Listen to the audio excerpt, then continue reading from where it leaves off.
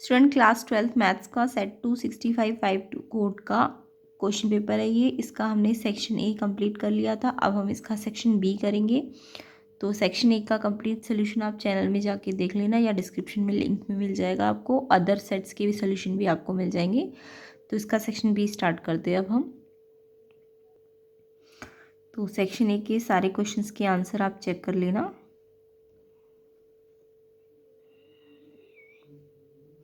Section be very short answers थे, 2 marks each. तो इसका क्वेश्चन नंबर 21 आपको सिंपल था। Draw the graph of principal branch of the function f x equals to cos inverse x. Cos inverse x का complete graph नहीं बनाना था, सिर्फ इसकी प्रिंसिपल ब्रांच का ग्राफ बनाना था। तो अगर आपको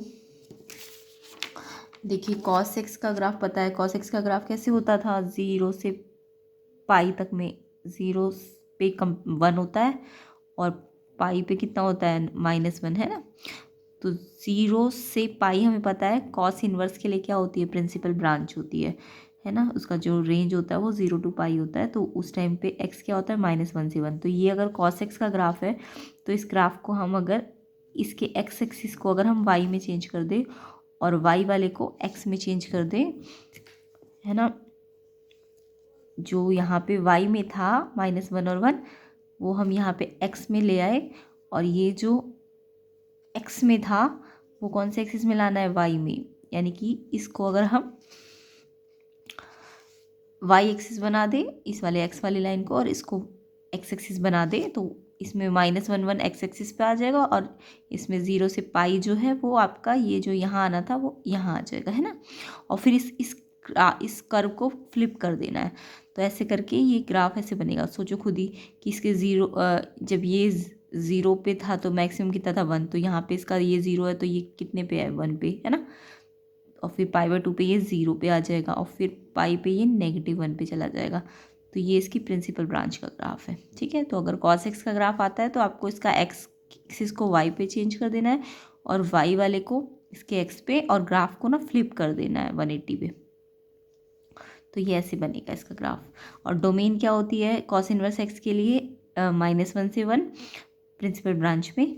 वैसे तो इसकी पूरी डोमेन -1 से 1 ही होती है, और रेंज इसकी प्रिंसिपल ब्रांच में 0 से पाई होती है, ठीक है। तो ये इसका ग्राफ बनाना था आपको, बस सिंपल। नेक्स्ट क्वेश्चन है question number 22। If the vector a and b are such that, vector a की मैग्नीट्यूड गिवन था, वेक्टर बी का मैग्नीट्यूड गिवन था, और साथ में बोला था ए क्रॉस बी एक यूनिट वेक्टर है और उसका एंगल बिटवीन निकालना था ए एंड बी का। तो देखो अगर ए क्रॉस बी एक यूनिट वेक्टर है, यानी कि ए क्रॉस बी का हमें मैग्नीट्यूड पता है ना, यूनिट वेक्टर का मतलब इसका मैग्नीट्यूड कितना है, 1 है। तो ए क्रॉस बी का मैग्नीट्यूड दिया हुआ है आपको 1। ये यूनिट वेक्टर का मतलब इसका जो मैग्नीट्यूड है वो 1 है। तो आपको पूरा ए क्रॉस बी तो पता है, ए का मैग्नीट्यूड, बी का मैग्नीट्यूड साइन थीटा, और साथ में एन कैप भी आता है ना, डायरेक्शन के लिए। बट यहाँ पे हम मैग्नीट्यूड ले रहे हैं तो डायरेक्शन वाला पार्ट हट जाएगा। तो यानी कि ए क्रॉस बी का फॉर्मूला खोलेंगे तो ए का मैग्नीट्यूड, बी का मैग्नीट्यूड साइन थीटा, एंड ये 1 आ जाएगा, क्योंकि इसका मैग्नीट्यूड तो हमें 1 दे रखा है ना। अब हमें इसकी वैल्यू, इसके मैग्नीट्यूड की ये वाली वैल्यू भी पता है, ये वाली वैल्यू भी पता है। तो साइन थीटा निकालने के लिए इन दोनों को यहाँ ला के डिवाइड कर देंगे, कैंसिल हो जाएगा। तो 1/2 साइन थीटा 1/2 कब होता है, जब साइन π/6 होता है। तो थीटा कितना आ जाएगा, π/6। तो यानी कि थीटा कितना है, 30 डिग्री, है ना। थीटा ही तो आपको फाइंड करना था। तो ऐसे करके आपको ए क्रॉस बी यूनिट वेक्टर मतलब उसका मैग्नीट्यूड आपको 1 दिया होता है, और मैग्नीट्यूड वाला फॉर्मूला खोलना है और उससे एंगल निकालना था। तो किस किस का ये आंसर आया कमेंट करके बताइएगा। इसी का चॉइस वाला क्वेश्चन तो आपको सिंपल आया है सबसे। Area of parallelogram, adjacent side आपको गिवन थी। तो कोई भी पैरेललोग्राम जिसकी एडजेसेंट साइड गिवन होती है तो उसका एरिया कैसे निकालते हैं, सिंपली हम उसके एडजेसेंट साइड का क्रॉस प्रोडक्ट निकालेंगे और उसका मैग्नीट्यूड निकाल देंगे।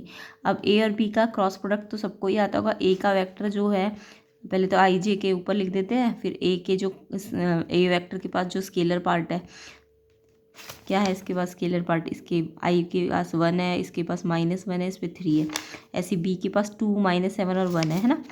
तो ये जो स्केलर पार्ट है ए के ऊपर रखने हैं और बी के नीचे रखने हैं, तो ए क्रॉस बी आ जाएगा।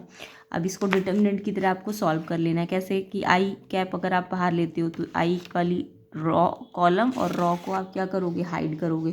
तो इनका डिटर्मिनेंट सॉल्व कर दोगे, यानी इसको इससे मल्टीप्लाई माइनस इसको इससे मल्टीप्लाई, है ना। और फिर ऐसे जे वाला जब लोगे तो माइनस बाहर लोगे, और फिर जे कैप में क्या होगा, इसके कॉलम और इसके रॉ को हाइड कर देना, तो ये 1 3 और 2 1 डिटर्मिनेंट में आ जाएंगे। तो कैसे डिटर्मिनेंट सॉल्व होगा, 1 1 ज़ा 1 और 3 2 ज़ा 6 और साथ में माइनस होता है बीच में, है ना। ऐसे के कैप प्लस में आएगा, इसका भी कॉलम और रॉ को हाइड करना, तो ये वाला डिटर्मिनेंट सॉल्व कर लेना। 1 को 7 से मल्टीप्लाई करो, -7 और माइनस तो फॉर्मूले का होगा, और 2 1 ज़ा 2 पे भी एक माइनस आएगा, तो ये +2 हो जाएगा। तो डिटर्मिनेंट सॉल्व करना तो सबको आता है। तो कोई भी पैरेललोग्राम का अगर एरिया निकालना है तो उसके एडजेसेंट साइड का क्रॉस प्रोडक्ट निकालो, निकल गया ये क्रॉस प्रोडक्ट, सॉल्व कर लेना इसको। 20 ये आएगा -5 और माइनस यहाँ प्लस हो जाएगा, और ये -5 के कैप आ जाएगा। ये आपका क्रॉस प्रोडक्ट आ गया, और फिर उसका ना मैग्नीट्यूड भी निकालना होता है। तो ये जो वेक्टर क्रॉस प्रोडक्ट का आया, इसका मैग्नीट्यूड निकालोगे तो आपको मैग्नीट्यूड तो निकालना आता है, इसके स्केलर्स को स्क्वायर कर देना और रूट कर देना सम करके। तो ये सॉल्व करेंगे तो 450 एंड देन इसके प्राइम फैक्टर्स कर लेना। तो 3 का भी पेयर है, 5 का भी पेयर है, बाहर आ जाएगा। तो ये 15√2 स्क्वायर यूनिट आंसर होगा। तो बताना पैरेललोग्राम का एरिया आपका आया कि नहीं 15√2 स्क्वायर यूनिट। ठीक है, तो क्रॉस प्रोडक्ट को डिटर्मिनेंट की हेल्प से सॉल्व करना है। ठीक है, आगे क्वेश्चन देखते हैं। क्वेश्चन नंबर 23, इफ़ f(x) आपको दिया था x² और x, यहाँ पे कंडीशन थी अगर x <1 होगा तो x आंसर आएगा, और x > n = 1 होगा तो x² आंसर आएगा। और आपको शो करना था कि जो फंक्शन है वो नॉट डिफरेंशिएबल एट x = 1। तो देखिए, जब भी आपको ऐसे वाले डिफरेंशिएबल वाले क्वेश्चन आते हैं तो इसमें आप लेफ्ट हैंड डेरिवेटिव और राइट हैंड डेरिवेटिव निकालते हो। यहाँ पे देखो लेस वाला नीचे दिया और ग्रेटर देन वाला ऊपर दिया है, तो ध्यान से करना है इसको। लेस वाला हमें पता होता था, हमें ज़्यादातर ऊपर रखते थे, और ग्रेटर देन वाला नीचे रखते हैं। तो हमने इससे पहले ऐसे ही अरेंज कर लिया इसको, लेस वाले को ऊपर और ग्रेटर वाले को नीचे। तो एक्स लेस वाले पे फंक्शन क्या है, हमारे पास एक्स है ना, लेस वाले पे एक्स है और ग्रेटर वाले पे क्या है, x² है। ठीक है, अब जब इस टाइप के फंक्शन होते हैं तो हम डिफरेंशिएबिलिटी में लेफ्ट हैंड डेरिवेटिव और राइट हैंड डेरिवेटिव निकालते हैं। तो लेफ्ट हैंड डेरिवेटिव में हम 1 पे चेक कर रहे हैं ना, तो हम एक बार 1 के लेफ्ट पे चेक करेंगे तो 1 - x को हम रिप्लेस कर देंगे 1 - h से, और जब हम राइट हैंड डेरिवेटिव पे करेंगे तो x को रिप्लेस कर देंगे 1 + h पे। ठीक है, अब डिफरेंशिएबिलिटी का फॉर्मूला कैसे करते हैं, फंक्शन को 1 - h पे एक बार फंक्शन को न्यू वाले x पे निकालना है, यानी कि 1 - h पे, और एक बार ओरिजिनल पे, ओरिजिनल क्या है 1 है ना, 1 पे ही तो चेक कर रहे हैं, तो ओरिजिनल फंक्शन को 1 पे निकालना है। ठीक है, और अपॉन में x, ये 1 - h में से ये वाला 1 माइनस करेंगे तो -h। तो डिफरेंशिएबिलिटी का ये फर्स्ट प्रिंसिपल वाला जो फॉर्मूला होता है, new function minus original function upon में new x minus x। New x 1 - h है और ये 1 है, तो इसमें से माइनस करोगे तो -h ही तो बचेगा। सेम ऐसे new function minus original function, new function 1 + h पे आएगा, ओरिजिनल फंक्शन 1 पे आएगा, क्योंकि 1 के लिए चेकिंग कर रहे हैं ना। तो अब देखो 1, जब मैं 1 - h की बात करूँगी, x को 1 - h लूँगी, तो यानी कि इस पे होगा 1 - h की, इस पे होगा, इस पे होगा ना, ये 1 से कम यही तो है। तो 1 से कम पे यानी इस पे रखना पड़ेगा आपको। तो अगर फंक्शन x था तो x को किससे रिप्लेस करोगे, 1 - h से ना, और फिर माइनस, अब f1 मतलब ओरिजिनल फंक्शन 1 f1 पे कहाँ पे आएगा, इस पे आएगा कि इस पे आएगा, इस पे आएगा, क्योंकि यहाँ इक्वल का साइन है। तो अगर मैं, ये फंक्शन है मेरे पास इक्वल, x = 1 पे कितना फंक्शन है x², तो यहाँ पे मैं जब x² में 1 पुट करूँगी, क्योंकि f1 पे निकालना है ना हमें, तो 1 का स्क्वायर क्या आएगा, 1 ही तो आएगा। तो f1 पे तो मुझे मिल ही जाएगा, इक्वल जहाँ लगा होगा, इक्वल यहाँ लगा होता तो यहाँ मिलता, इक्वल यहाँ लगा है तो f1 पे फंक्शन क्या होगा, यहाँ पे ये वाला फंक्शन लेना पड़ेगा ना, ये वाला। तो x² का मतलब 1 का स्क्वायर, तो 1 ही आ जाएगा। तो 1 - h के लिए आप ये वाले फंक्शन में 1 - h पुट करना, और 1 पे यहाँ इक्वल है तो इस पे 1 पुट करना। तो ये 1 से 1 कट जाएगा, तो -h/-h कैंसिल होकर 1 आ जाएगा। लिमिट आप h रखोगे भी तो भी आंसर 1 ही आएगा, है ना। सेम ऐसी राइट हैंड डेरिवेटिव का फॉर्मूला तो समझ आ गया होगा। उसके बाद 1 + h का मतलब 1 से ज़्यादा, x 1 से ज़्यादा होना चाहिए, तो ये वाला केस है ना। तो यहाँ पे फंक्शन क्या है, ये है ना, तो जहाँ जहाँ x है वहाँ पे आप 1 + h रख दोगे, तो 1 + h का क्या लग जाएगा, इस पर स्क्वायर है ना, x के प्लेस में 1 + h और इस पर स्क्वायर है, माइनस f1, करेक्ट 1 यहाँ पे ही है, तो 1 यहाँ रखूँगी तो 1 का स्क्वायर 1 ही आ जाएगा, और अपॉन में h। अब 1 + h का होल स्क्वायर, अगर आप डायरेक्ट लिमिट लगाते हो ना तो h ये 0/0 बन जाएगा, तो ये तो पॉसिबल नहीं है। तो हम इसे खोलेंगे a प्लस बी का होल स्क्वायर से a square plus b square minus plus 2ab साथ में -1 से 1 कट गया। h कॉमन ले लेना ताकि h से ये वाला h कैंसिल हो जाए, तो h+2। अब h को यहाँ 0 पुट करोगे तो ये 2 ही आ जाएगा। अब देखो लेफ्ट हैंड डेरिवेटिव 1 आया और ये 2 आया, क्या ये इक्वल आया? अगर नहीं आया तो हम बोलेंगे ये फंक्शन 1 पे क्या नहीं होगा, डिफरेंशिएबल नहीं होगा। अगर ये सेम आता तो फंक्शन डिफरेंशिएबल होता है इस पॉइंट पे, बट ये अलग अलग आ रहा है। तो ये डिफरेंशिएबिलिटी के स्टेप्स होते हैं पूरे, ठीक है। तो 1 के लिए बोला था ना, तो 1 का एक बार लेफ्ट हैंड डेरिवेटिव का फॉर्मूला लगाओगे और एक बार 1 पे राइट हैंड डेरिवेटिव का फॉर्मूला लगाओगे, और ये इक्वल नहीं आया तो यानी ये डिफरेंशिएबल नहीं होगा इस पॉइंट पे। नेक्स्ट क्वेश्चन आपका इसी टाइप का है, बट ये कॉन्टीन्यूटी में आया था, डिफरेंशिएबिलिटी में ये वाला था, ये कॉन्टीन्यूटी पे। तो कॉन्टीन्यूटी पे थोड़ा सा डिफरेंस होता है। कॉन्टीन्यूटी पे भी हम यही करेंगे कि ये 0 पे चेकिंग करनी है, तो एक बार हम 0 -h पे चेक करेंगे और एक बार 0 +h पे चेक करेंगे। बट यहाँ पे क्वेश्चन में आपको कॉन्टीन्यूटी चेक नहीं करनी है, कॉन्टीन्यूस है बोला है क्वेश्चन में, और आपको ना ये लैम्डा फाइंड करना था। तो यानी कि जब हमें सिंगल कोई लैम्डा या m या p फाइंड करना होता है ना, तो हम दोनों लिमिट नहीं निकालेंगे ना। कॉन्टीन्यूटी के लिए वैसे लेफ्ट हैंड लिमिट और राइट हैंड लिमिट दोनों निकाली जाती है, बट हम यहाँ पे एक ही, क्योंकि हमें एक ही चीज़ मिसिंग है ना लैम्डा, तो हम या तो लेफ्ट हैंड लिमिट ही निकालेंगे या राइट हैंड लिमिट ही निकालेंगे। तो x नॉट इक्वल टू 0 में हम मान के चल रहे हैं ये x 0 -h है या फिर 0 +h है ना। 0 नहीं है, बट 0 से या तो लेफ्ट पे है या 0 से राइट पे है। तो इस पर हम इस फंक्शन के लिए हम लेफ्ट हैंड लिमिट निकाल देते हैं। तो x की वैल्यू मान लेते हैं 0 -h है। यहाँ पे x 0 -h भी हो सकता है, 0 +h भी हो सकता है। तो हम मान के चल रहे हैं x 0 -h है, तो ये वाला फंक्शन हमने ले लिया 0 -h के लिए। तो देखो वैसे तो आप x को 0 -h चाहे पुट कर देना, यहाँ पे रख देना, बट सिंपली ऐसे भी हो गया ये क्वेश्चन।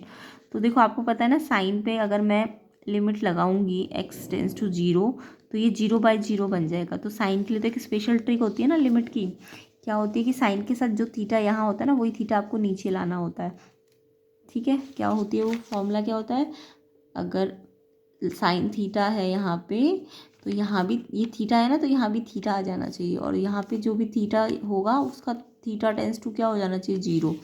तो ये आंसर ना 1 आ जाता है उस लिमिट का, ठीक है। तो अगर मुझे यहाँ पे साइन का, यहाँ देखो स्क्वायर है, तो मैं ओवरऑल ऐसे स्क्वायर लगा सकती हूँ। अब मुझे साइन का थीटा क्या दिख रहा है, लैम्डा x है, तो मैं नीचे भी लैम्डा x लाना चाहती हूँ। तो अब देखो लैम्डा x लाए, तो ये तो स्क्वायर है, तो ये लैम्डा स्क्वायर और x स्क्वायर हो गया ना, क्योंकि यहाँ थीटा में लैम्डा x था, तो मैंने लैम्डा x लाए हम, लेकिन इस पूरे पे होल स्क्वायर भी तो लगा हुआ है, तो यानी कि हमने एक्स्ट्रा क्या लाए, लैम्डा स्क्वायर x स्क्वायर। अब क्योंकि x स्क्वायर तो ऑलरेडी यहाँ था, तो हमने सिर्फ कितना एक्स्ट्रा लाए, लैम्डा स्क्वायर ही तो एक्स्ट्रा लिखा है नीचे, ताकि आईएनटी बन जाए। तो लैम्डा स्क्वायर हमने नीचे एक्स्ट्रा लिखा है, इसलिए लैम्डा स्क्वायर से ही हमने क्या कर देना, मल्टीप्लाई कर देना। अब ये पूरा तो यहाँ इस आईएनटी के अकॉर्डिंग 1 बन जाएगा। अब चाहे तो आप ये x की प्लेस में रख देना 0 -h, बट ये ऐसे ही 1 बन गया। अब फिर लिमिट लगाओगे भी, तो कोई भी कांस्टेंट पे लिमिट लगाओगे तो वो कांस्टेंट ही आती है ना, तो ये तो 1 आ गया, और ये एक्स्ट्रा जो है ये लैम्डा स्क्वायर। तो यानी कि लेफ्ट हैंड लिमिट हमने निकाली, तो ये किसके बराबर आई, लैम्डा स्क्वायर की। अब लेफ्ट हैंड कंटिन्यूटी की कंडीशन क्या होती है, left hand limit right hand limit के इक्वल भी होती है, और ओरिजिनल फंक्शन जो जिस पे भी आपको क्वांटिटी चेक करनी है, उस फंक्शन को उस वैल्यू पे भी रखना होगा, ठीक है। तो लेफ्ट हैंड लिमिट हमने निकाली लैम्डा स्क्वायर, एंड f0 जब f(x) का मतलब ये f(x) है ना, तो x की जगह क्या रखना है, 0। तो x पे 0 पे फंक्शन क्या है, ये फंक्शन होता है, ये x से होता है डोमेन और ये होता है फंक्शन। तो x 0 पे फंक्शन कितना है, यानी f0 पे फंक्शन कितना है, 1 है ना, तो इसकी जगह हमने क्या रख दिया, 1 रख दिया। तो लैम्डा यहाँ से स्क्वायर हटेगा तो रूट लगेगा इसमें, तो ये +-1 दोनों आएगा। तो लैम्डा का आंसर +-1 आएगा, ठीक है। तो जब भी आपको क्वांटिटी चेक करनी हो, तो या तो आप लेफ्ट हैंड लिमिट अगर चेक करनी होती है, तो लेफ्ट हैंड लिमिट और राइट हैंड लिमिट दोनों निकालनी होती है। जब नॉट इक्वल साइन होता है ना, वहीं पे निकालनी होती है, लेफ्ट भी और राइट भी। और एग्जैक्ट फंक्शन पे कितना है, 0 पे कितना है, फंक्शन 1 है ना। तो ये तीनों केसेस अगर इक्वल आ जाते हैं तो हम बोलते हैं फंक्शन कंटिन्यूस है, बट यहाँ पे फंक्शन ऑलरेडी कंटिन्यूस दिया हुआ था, तो हमने लेफ्ट हैंड लिमिट को इस ओरिजिनल फंक्शन पे रखा, तो लैम्डा की वैल्यू +-1 आई। तो इस तरीके से ये क्वेश्चन करना था। से 24th क्वेश्चन देखिए, sketch the reason bounded by the lines. ये एक लाइन है, एक दूसरी लाइन है और ये तीसरी लाइन है, 3 लाइन है। इन तीनों लाइनों ने रीजन बाउंड किया है वाई एक्सिस पे। ध्यान रखना वाई एक्सिस पे है क्वेश्चन, तो उसका एरिया निकालना था।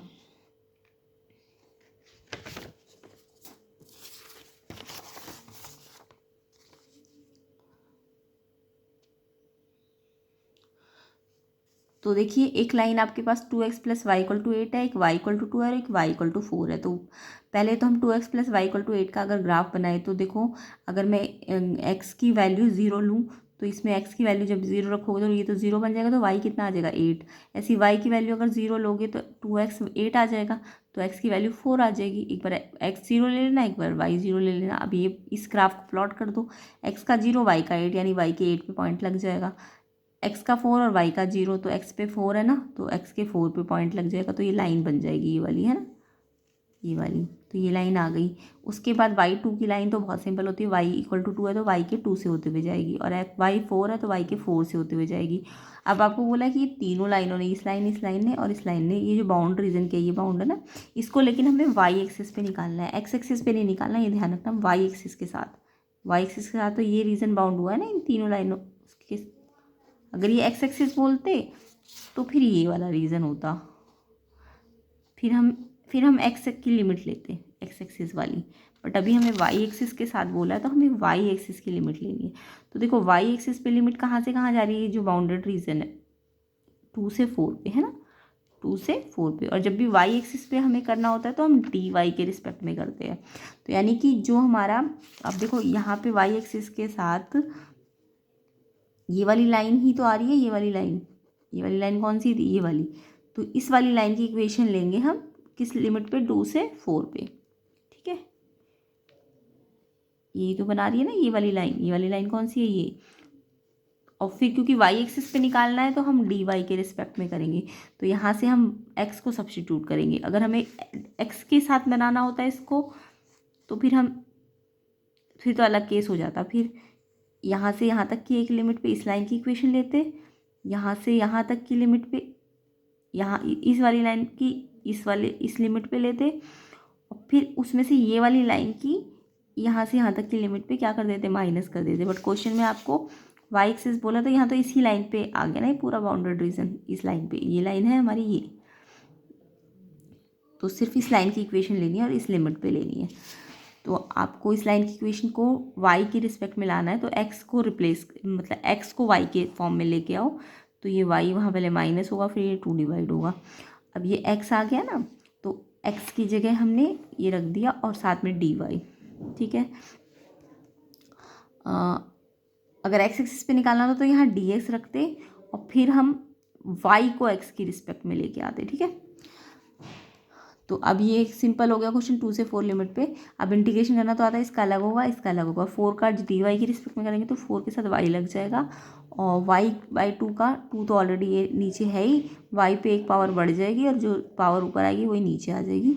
और लिमिट लगा देना, फिर पहले अपर लिमिट लगाना इन दोनों में, y के प्लेस में ये 4 रखना, ये पूरे पे जहाँ जहाँ y है वहाँ 4 रखना, फिर माइनस, फिर लोअर लिमिट लगाना इस पूरे पे, y की जगह पे 2 रखना, ठीक है। इसको सॉल्व करोगे तो ये 16 माइनस 4 12 आ जाएगा, और इसको सॉल्व करोगे तो 8 माइनस 1 7 आ जाएगा, और 12 माइनस 7 5 आ जाएगा स्क्वायर यूनिट।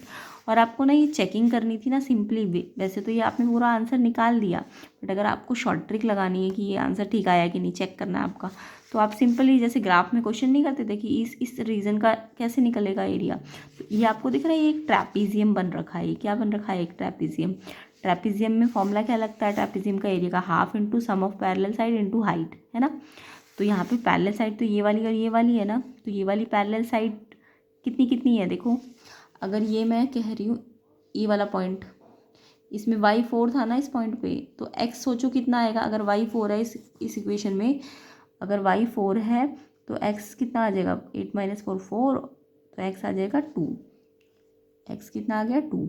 और अगर मैं यहाँ पे y कितना ले रही हूँ, 2 ले रही हूँ, इस वाली लाइन पे b पॉइंट कितना है 2 है ना y की लाइन पे, तो x कितना आ जाएगा। अब y को 2 यहाँ पे रखो तो 8 माइनस 2 6, 6/2 3, ठीक है। तो यानी कि ये यहाँ से यहाँ तक कितना है, एक्स एक्सिस पे 2 पे आ रहा है ना ये, तो यहाँ से यहाँ तक की लेंथ 2 है और यहाँ से यहाँ तक की लेंथ कितनी है, ये 3 पे आ रहा है ना, तो यहाँ से यहाँ तक एक्स एक्सिस कितना है, 3 है, 3 है ना। तो ये 2 लेंथ का है और ये 3 लेंथ का है कि नहीं। तो ये पैरेलल साइड तो 2 और 3 है और हाइट देखो यहाँ से दिख रही है मुझे 2 से 4 यानी 2 है। तो अगर हम ट्रैपेजिज्म के फॉर्मूले में लगाए half sum of parallel side 2 + 3 into height, तो ये 5 और ये 2 से 2 कट जाएगा तो 5 ही आ रहा है ना, तो ये चेकिंग भी हो जाएगी आपके क्वेश्चन की। तो ये 5 स्क्वायर यूनिट हमारा इस तरीके से भी ठीक आया है। ठीक है, करना इस तरीके से था, बट शॉर्ट में आप चेक कर सकते थे, डायरेक्ट निकालते हैं ना ग्राफिकली ट्रैपेजियम में, तो उसका एरिया कैसे निकाल सकते हैं। लास्ट क्वेश्चन देखते हैं इस वाले सेक्शन का, फिर सेक्शन सी हम नेक्स्ट पार्ट में कर लेंगे। Question 25, find the angle between the line. ये फर्स्ट लाइन दी हुई है, ये सेकंड लाइन दी है, तो बहुत सिंपल क्वेश्चन था, एंगल बिटवीन दैम निकालना था। तो जब भी कोई लाइन पे एंगल निकालते हैं तो वो उसके लिए हम उसके डायरेक्शन वाला जो वेक्टर होता है उसका यूज़ करते हैं। डायरेक्शन वेक्टर लाइन की कहाँ होते हैं, लेमडा के बाद जो होता है ये वाला वेक्टर, और ये म्यू के बाद जो वेक्टर है ये डायरेक्शन वेक्टर होते हैं। तो हमें क्या करना होता है एंगल निकालने के लिए, cos थीटा = b1 b2 का डॉट अपॉन में इनका मैग्नीट्यूड। b1 b2 मैंने आपको बता दिया कि ये जो लाइन के बाद वाला लेमडा के बाद जो ये होता है ये a1 + लेमडा b1। कोई भी लाइन की इक्वेशन कैसी होती है, vector r = a + lambda b, है ना। तो ये इसके डायरेक्शन वेक्टर होते हैं। तो इस लाइन का डायरेक्शन वेक्टर ये है, इस लाइन का डायरेक्शन वेक्टर ये है। तो हमने दोनों के डायरेक्शन वेक्टर का डॉट निकालना है और फिर उनका मैग्नीट्यूड, तो cos थीटा आ जाता है। तो b1 वेक्टर ये है, b2 वेक्टर ये है, तो इनका डॉट निकालो, स्केलर को स्केलर से मल्टीप्लाई करो, 3 को 1 से, 2 को 2 से, 6 को 2 से और फिर प्लस कर दो, है ना। करना आता होगा डॉट कैसे करते हैं। फिर इसका मैग्नीट्यूड और b1 b2 का मैग्नीट्यूड, इसका मैग्नीट्यूड निकालने के लिए 3 का स्क्वायर 2 का स्क्वायर 6 का स्क्वायर ऐड करो, इसका भी ऐसे ही इसका मैग्नीट्यूड निकालोगे।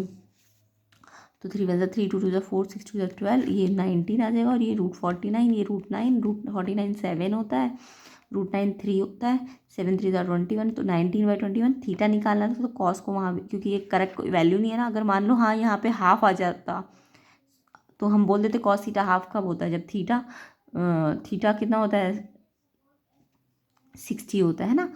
लेकिन यहाँ पे हमें पता नहीं है 19/21 कॉस थीटा कब होता है, तो हम क्या करेंगे थीटा को यहीं रखेंगे, इस कॉस को वहाँ भेज देंगे तो कॉस इनवर्स में चला जाएगा। तो थीटा की वैल्यू क्या आ जाएगी, कॉस इनवर्स 19/21। किस किस का ये आंसर आया, और ये तो बहुत सिंपल क्वेश्चन था। कॉस थीटा कुछ नहीं होता, जो डायरेक्शन वेक्टर होते हैं उनका डॉट ले लेते हैं। तो डायरेक्शन वेक्टर यहाँ पे दिए होते हैं, डॉट निकालना आपको आना चाहिए, मैग्नीट्यूड निकालना। तो सिंपली ये थीटा क्या आ जाएगा, कॉस इनवर्स 19/21। किस किस का ये आंसर आया कमेंट में ज़रूर बताना। अब इसका सेक्शन सी हम नेक्स्ट पार्ट में करेंगे क्योंकि वीडियो लेंदी हो जाएगी। तो सेक्शन सी नेक्स्ट पार्ट में करेंगे एंड सेक्शन डी भी उसके बाद करेंगे। ठीक है, तो वीडियो को शेयर ज़रूर करना, चैनल को सब्सक्राइब ज़रूर करना, एंड बाकी सेट्स के लिए भी आप चैनल के पेज पे या प्लेलिस्ट जो भी डिस्क्रिप्शन में लिंक में भी देख सकते हैं उनके सॉल्यूशंस।